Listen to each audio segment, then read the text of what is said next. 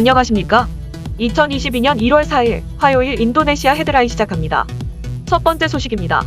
인도네시아 코로나19 확진자가 총 426만 2,994명으로 늘어났으며 이 중 사망 14만 4,096명, 완치 411만 4,499명으로 집계되어 3.4%의 치사율을 보이고 있습니다. 인도네시아의 코로나19 1일 확진자 수는 평균 200명대 수준에서 증감을 반복하고 있습니다. 인도네시아가 코로나19 백신 접종 연령을 6세 이상으로 확대한 가운데 초등학생이 백신 접종 후 숨져 우려를 불러일으키고 있습니다. 현지 매체들은 지난 27일 동부 자바주에서 화이자 백신을 맞은 초등학교 6학년 학생이 같은 날 고열과 구토 증상에 시달리다 다음날 숨졌다고 보도했습니다. 초등학생이 숨진 뒤 백신의 안전성을 두고 학부모 등의 관심이 쏠리자 해당 지자체장과 보건당국이 백신과 사망 원인 사이 인과관계가 불분명하다며 급히 진화에 나섰으며 사망 원인 규명을 위해 해당 초등학생의 최근 병력 등을 확인하고 있다고 밝혔습니다. 중부 술라웨시에서 한 남성이 돈을 받고 코로나19 백신을 대리 접종한 사실이 알려졌습니다. 해당 남성은 자신의 SNS에 사람들에게 돈을 받고 백신을 대신 맞아줬다고 밝히며 총 14명에게 의뢰를 받아 코로나 백신을 17차례 접종했고 대리 접종 비용으로 인당 10에서 80만 루피아를 받았다고 전했습니다. 대리 접종 사유는 지병이 있거나 백신 접종을 꺼리는 사람들이 외부 활동에 필수인 백신 접종 증명서를 받고자 대리 접종자를 찾은 것입니다. 해당 남성에 따르면 그가 접종한 백신 종류는 중국의 시노백과 영국의 아스트라제네카인 것으로 파악됐으며 아직까지 건강상의 문제는 없는 것으로 전해졌습니다.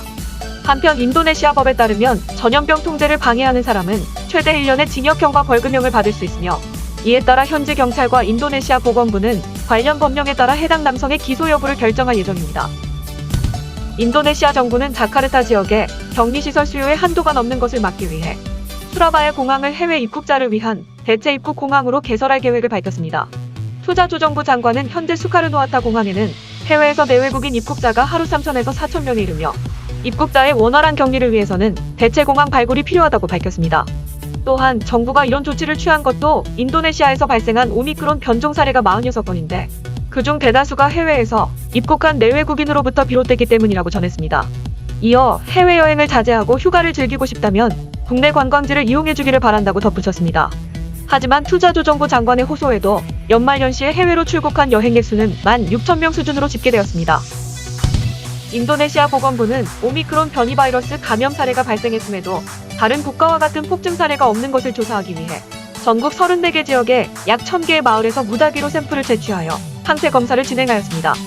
해당 조사 결과 현재 인도네시아 지역사회에는 항체가 매우 높은 수준으로 나타났으며 보건부 예방통제국장은 델타 변이에 감염된 환자들이 완치된 후 백신을 맞을 경우 유독 강력한 면역 반응을 보이는 초면역이 되며 이미 많은 수의 초면역 보유자가 있는 것으로 보인다고 전했습니다. 이어 아직 데이터가 완전히 분석되지 않아 공식적인 결과는 발표되지 않았지만 현재까지의 데이터를 보면 이미 지역사회가 상당히 높은 항체를 보유한 것으로 나타났다고 말했습니다.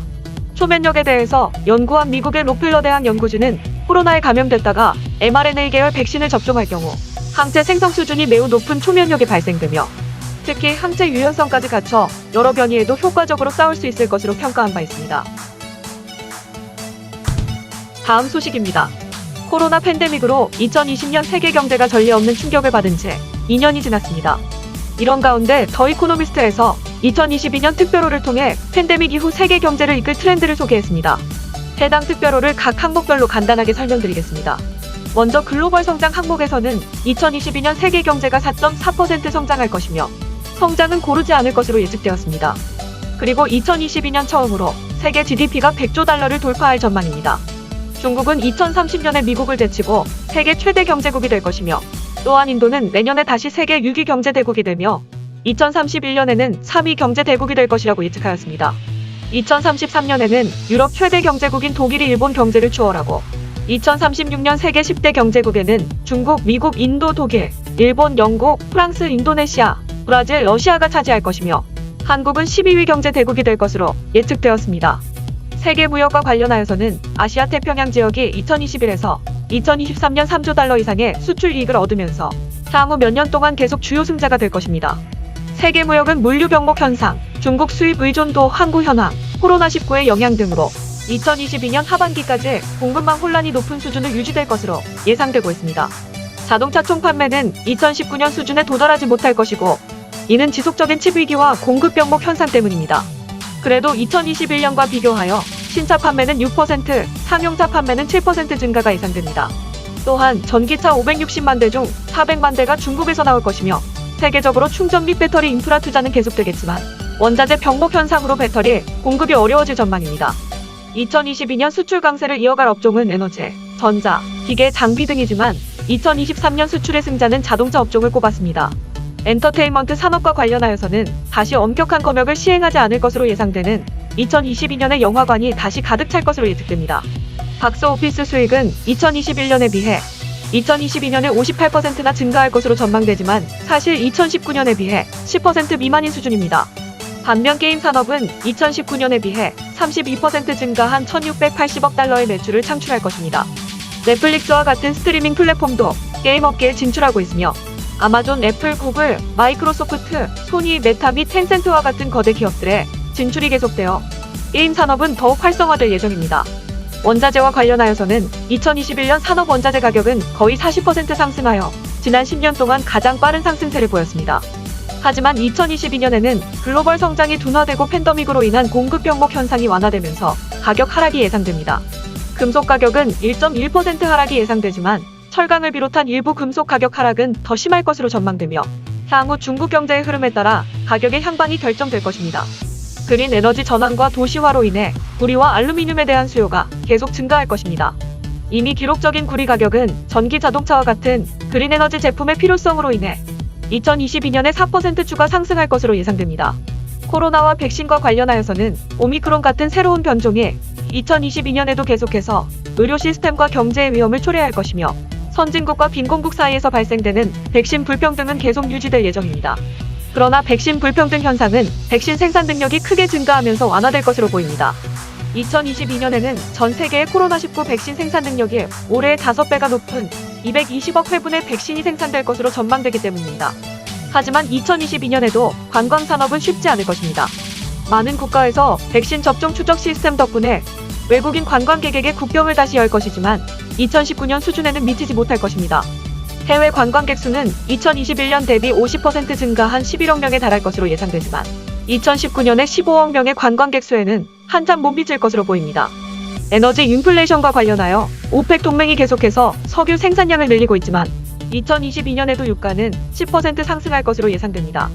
특히 유럽에서 천연가스 가격은 계속해서 높은 수준을 유지하고 생산자들을 압박할 것입니다.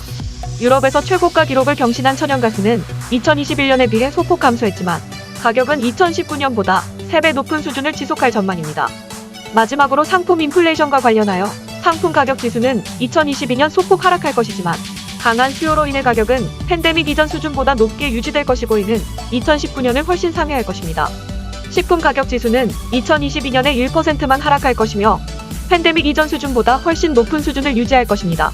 일례로 옥수수 가격이 5% 하락하겠지만 2019년에 비해 여전히 45% 더 비쌀 것으로 예상되었습니다. 다음 소식입니다. 세계 최대 석탄 수출국인 인도네시아가 자국 내 공급 부족을 이유로 1월 한 달간 석탄 수출을 금지했다고 외신들이 보도했습니다. 이번 조치로 국제 석탄 값이 상승할 수 있다는 우려가 나오고 있습니다. CNBC 인도네시아 등 현지 언론들은 인도네시아 에너지광물자원부 공문을 인용해 정부가 1월 1일부터 오는 31일까지 석탄 수출을 금지했다고 전했습니다. 공문에는 현재 공급 부족으로 발전소 가동 등 국가 전력 시스템에 악영향이 우려돼 이런 조치를 발동한다는 설명이 담겼습니다. 특히 현재 수출을 위해 선박에 적재된 석탄마저 국내 발전소로 먼저 보내라는 지시가 포함됐습니다. 이번 공문은 석탄 채굴 생산업자와 수출업자들에게 발송됐습니다. 인도네시아 정부는 발전소에 공급하는 석탄 가격을 톤당 최대 70달러로 제한하고 업체별로 석탄 생산량 가운데 최소 25%는 자국 내 시장에 공급하게 하는 정책을 시행 중입니다. 업계와 전문가들은 인도네시아의 전격적인 석탄 수출 금지 조치가 글로벌 시장에 충격파를 던질 수 있다고 우려했습니다. 인도네시아는 작년에 약 4억 톤의 발전용 석탄을 수출했는데 최대 수입국은 중국과 인도, 한국, 일본 등입니다. 앞서 인도네시아 정부는 2022년부터 니켈 보크사이트, 구리, 금 주석 순으로 원자재 수출을 중단할 것이라고 밝혔습니다.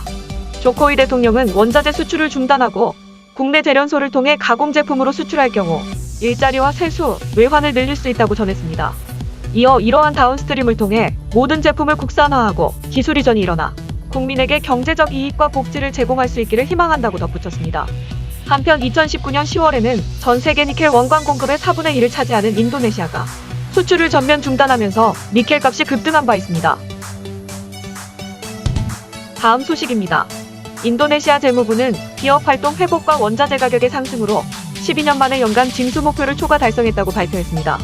지난 12월 26일 기준 징수액이 1230조 루피아로 2021년 연간 목표치 1220조 루피아에서 0.2% 넘어선 것입니다. 해당 세금은 작년 세수 1010조 루피아보다 21.7% 증가한 수치이며 재무부 장관은 코로나 대유행으로 인한 경제 회복이 아직 진행 중이지만 연말 이전에 세임 목표치를 달성한 역사적 순간이라고 평가했습니다. 국세청장은 정부가 세수를 계속 늘려 2023년까지 국내 총생산의 3%에 달하는 재정적자 한도를 회복하는 것을 목표로 하고 있다고 밝혔습니다. 현재 인도네시아 정부는 코로나 대응을 위해 3년간 재정적자 한도를 초과하여 지출하고 있습니다. 2020년 GDP의 6.14%에 달하는 적자를, 2021년은 GDP의 5.85%에 달하는 적자를 기록하였으며 2022년도 GDP의 4.85%의 적자가 예상되어 모두 기준이 되는 3%를 초과하였습니다. 국세청장은 2022년은 국가 적자가 3%를 초과할 수 있는 마지막 해가 될 것이지만 앞으로 재정적자 한도를 지키는 것은 더 어려워질 것이라고 말했습니다. 다음 소식입니다. 난민선을 타고 표류하던 미얀마에 이슬람계 소수민족 로힝야족 120명이 지난 31일 새벽 인도네시아 수마트라서 아체주에 상륙하였습니다. 지난 주말 아체주 어부들에 의해 처음 발견된 난민선은 전복될 위기에 처해 있었고 특히 여성과 어린이들은 극도로 쇠약해진 상태였습니다. 인도네시아 정부는 고민 끝에 인류애적 차원으로 난민들을 수용하기로 지난 29일 결정하였고 폭우와 높은 파도로 어려움을 겪다가 이날 새벽 항구까지 끌어오는 데 성공하였습니다. 향후 난민들은 코로나 검사와 건강 체크부터 받고 10일간 격리될 예정입니다. 한편 2004년 쓰나미로 큰 피해를 입고 전 세계로부터 도움을 받은 경험이 있기에 진심으로 난민을 돕고 싶다고 밝힌 아체주 어부들은 동영상을 찍은 뒤 인도네시아 정부와 인권단체 UN 난민기구에 보내 난민들이 구조되는데 결정적 역할을 하였으며 작년 6월에는 침몰해가는 난민선의 99명을 직접 구조하기도 하였습니다. 다음 소식입니다. 지난 12월 21일 시험 운행 중인 경전철 2대가 사완과 찌부부르 구간에서 충돌한 사고가 발생했습니다. 다행히 당시 시험 운행으로 승객들은 탑승하지 않았고 운전자 1명만 경미한 부상을 입어 병원에서 치료를 받았습니다. 한편 국가교통사고위원회는 해당 사고에 대해 조사한 결과 운전자가 운전 중 휴대전화를 사용하여 부주의로 인한 사고이며 기계적 결함이나 선로에는 문제가 없다고 밝혔습니다. 당시 뒤따르던 경전철의 운전자가 선로를 바꿔야 했으나 휴대전화 사용으로 신경을 못 써 앞서가던 경전철의 후미를 충돌한 것으로 결론을 내렸습니다. 한편 철도청은 사고 열차가 조사를 마친 후 수리를 위해 열차 차고지로 복귀하였으며 열차 수리를 위한 예비 부품도 보유하고 있기 때문에 빠른 시일 안에 정상 운영이 가능하도록 하겠다고 밝혔습니다. 시청해주셔서 감사합니다. 다음 시간에 뵙겠습니다.